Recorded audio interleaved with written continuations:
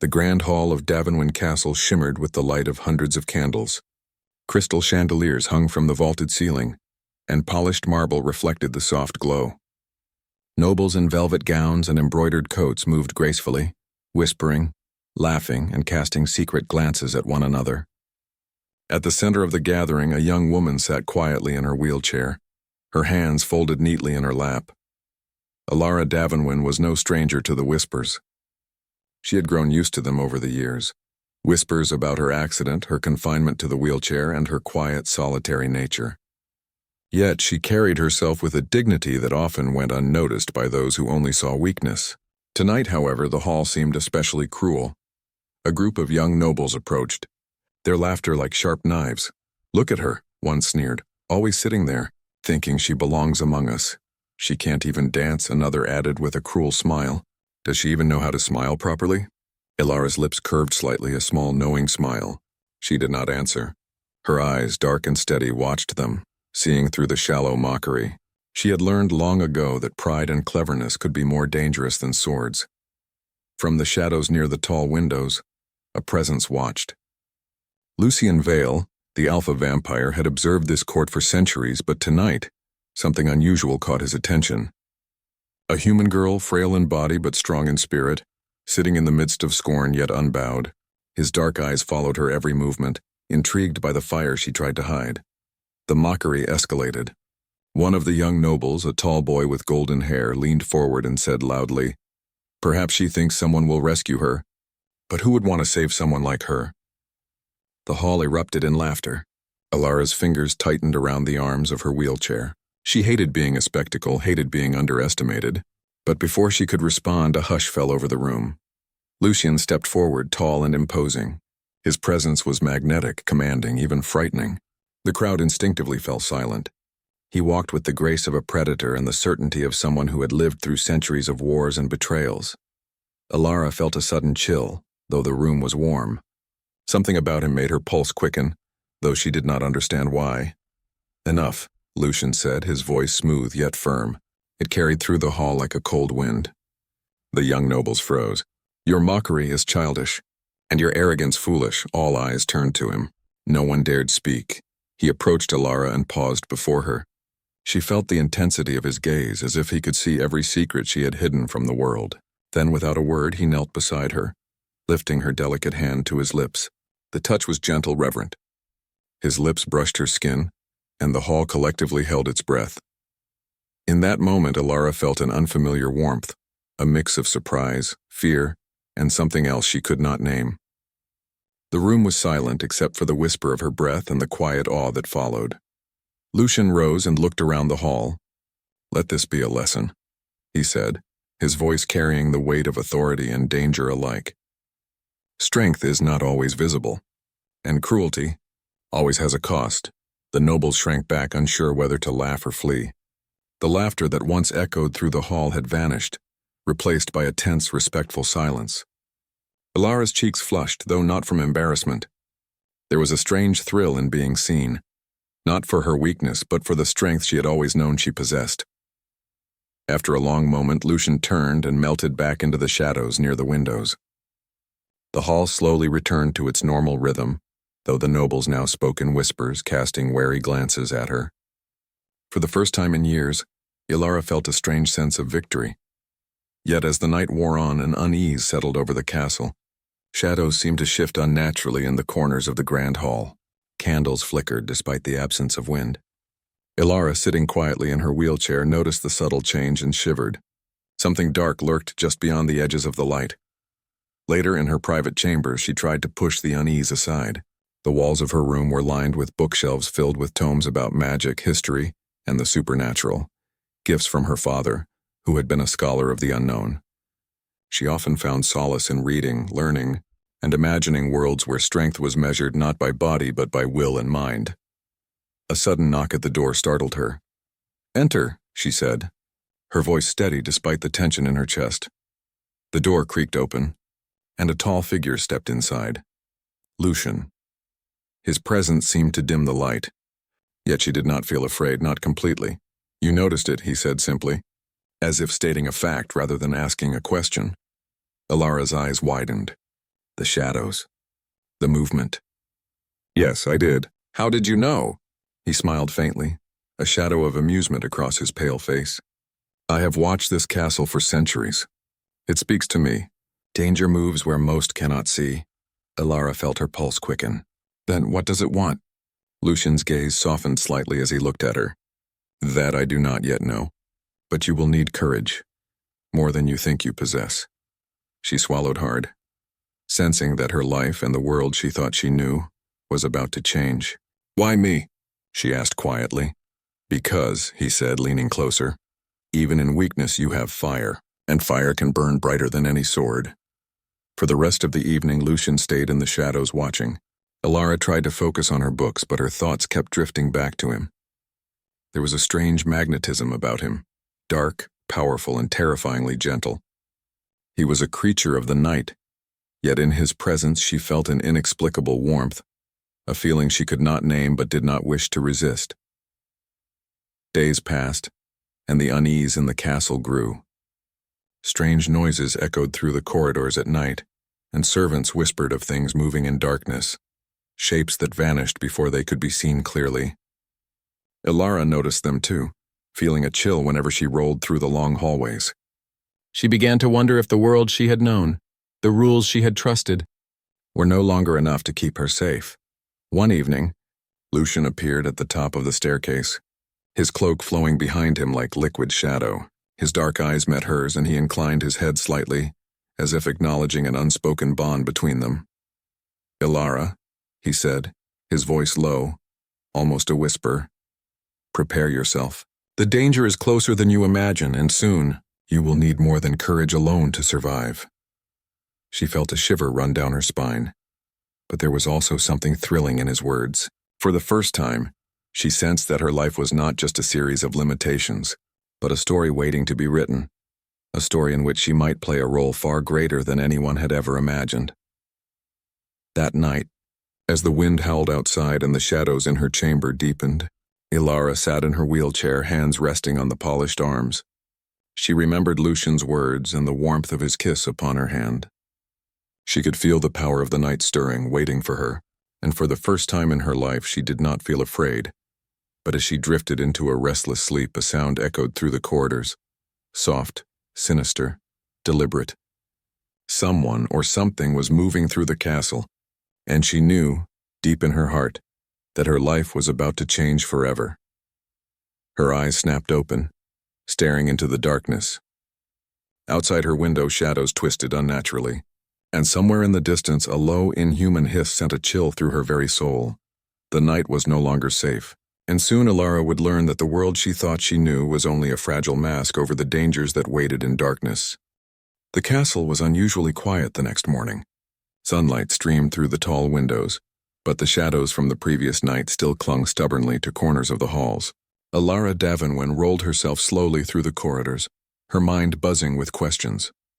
Lucian had warned her, but he had not explained everything. There was a darkness approaching, one that moved with intelligence and malice. She could feel it even in the safety of daylight. As she reached the main hall, she noticed the servants whispering in hushed voices, glancing nervously toward the upper balconies. Something was stirring. Ilara, a soft voice called from above. Lucian appeared at the top of the grand staircase, his dark cloak flowing like liquid shadow. Come with me. There is something you need to see. Her pulse quickened. What is it? She asked, though she knew it would be dangerous. Something that has haunted my family for centuries, and now it seeks you. His voice was calm, but a shadow of tension lay in his eyes. Ilara followed him to a hidden chamber beneath the castle, a room she had never known existed. Torches flickered along the stone walls, revealing ancient symbols carved deep into the rock. This is a place of power, Lucian said, and a place of warning. My ancestors have fought creatures like this for generations, but this one is different. The one who comes for you is no ordinary shadow. It is a curse, an ancient magic bound to your fate. Ilara's hands trembled slightly. A curse for me? Lucian nodded. It has followed your bloodline for centuries, and now it has awakened. She looked around the chamber, feeling the weight of centuries pressing on her. How can I fight it? I'm just a girl in a wheelchair. I have no strength. Lucian's eyes softened, a rare moment of vulnerability breaking through his otherwise commanding presence. He stepped closer and took her hand again, just as he had in the hall. "Strength does not come from your body," he said. "It comes from your heart, your mind, your courage. And you have more of that than anyone in this castle." Ilara's cheeks flushed. She had always been teased for her weakness, but in Lucian's gaze she felt seen, respected, even powerful. Over the next days, Lucian began to train her, not in combat, but in awareness. He taught her how to sense the subtle changes in the air, the shifting of shadows, the sound of movement that most people ignored. Ilara discovered she had a natural gift for it. Even in her wheelchair, she could perceive things others could not, and her mind became sharper than ever. One evening, while practicing in the grand hall, a cold wind swept through the room. Candles flickered and went out, leaving them in darkness. Ilara's heart pounded. She could feel it before she saw it, a shadowy figure moving silently toward them. Lucien's eyes glowed faintly in the darkness. "Stay close to me," he whispered. "Do not be afraid." The shadow struck suddenly, swift and sharp, aiming to knock Ilara from her wheelchair. But she reacted instinctively, guiding the chair to safety and using her awareness to anticipate the movements. Lucian moved like a blur, blocking the shadow with supernatural speed.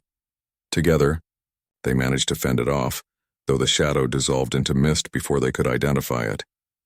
Ilara's breath came fast, but there was a spark of pride in her eyes. I did it. "I helped," Lucian smiled faintly, a rare, gentle expression. "Yes, you did. And you will do more than that. You will survive, even when the darkness comes closer than you can imagine." Days turned into nights filled with tension. The castle's peaceful appearance was only a mask. Servants whispered of missing items, strange noises, and fleeting shapes that disappeared as quickly as they appeared. Ilara learned to navigate the castle with new perception, feeling shadows before they touched her and listening to the faintest whispers of movement. Through it all, Lucian remained close, but never intrusive. They spent long hours in the hidden chamber, studying the ancient texts that revealed the curse's history. She learned that it had been created centuries ago by a sorcerer who had envied her family's resilience. It was meant to weaken them, to instill fear and dependency. But the more Ilara learned, the stronger she felt. Not just in body, but in mind and spirit. One night, as they pored over the texts, Lucien looked at her with an intensity she had never seen. "You are not like anyone I have ever met," he said softly. "You face fear without flinching. You embrace what others would run from. That is rare." Ilara blushed. I just want to survive. That's all." Lucian reached out and held her hand gently. "No, Ilara, you want more than that. You want to live fully. And you can. You already are." Their bond grew stronger. A quiet connection built on trust, understanding, and the unspoken promise of protection. Though Lucian was immortal and powerful and she was human and confined, they found a balance that neither had expected. Then, on the night of a storm, the curse attacked again. Shadows twisted through the halls like living smoke. Windows shattered from the wind and the castle trembled as if it feared what was coming. Ilara and Lucian faced the darkness together. Using the skills she had learned, Ilara guided them through the shadows, anticipating the curse's moves. Lucian moved with lethal precision, deflecting the attacks that could have been fatal. At one point, the shadow lunged directly at her. Instinctively, she rolled her wheelchair aside, but this time she did not just evade. It was as if her mind and heart commanded her body. A surge of energy, almost magical in nature, pushed the shadow back. It recoiled, hissing, before disappearing into the storm outside. Lucien's eyes widened slightly, a flicker of surprise crossing his features. You have power," he murmured, a mixture of pride and wonder in his voice. Ilara's hands shook, but she smiled through it. I felt it. I didn't think I could." Lucian stepped closer and took her hand once more, pressing his lips to it. "You are more than they ever believed," he whispered. "More than even I realized." The storm outside subsided, leaving the castle in an eerie silence. For the first time, the threat felt less overwhelming, though neither of them could forget that the darkness still lingered somewhere beyond the walls. In the following days, the court's attitude toward Ilara shifted subtly. Whispers of respect replaced the previous mockery, though some nobles still cast uneasy glances. She realized that she was no longer the girl they had ridiculed. She was a force to be reckoned with, a mind sharp, a heart brave, and a presence that even the powerful Lucian acknowledged as extraordinary. One evening, as they sat in the hidden chamber, Lucian spoke softly. "The curse is not fully gone. It will return, perhaps stronger, but you are ready." Ilara nodded, feeling a strength she had never known.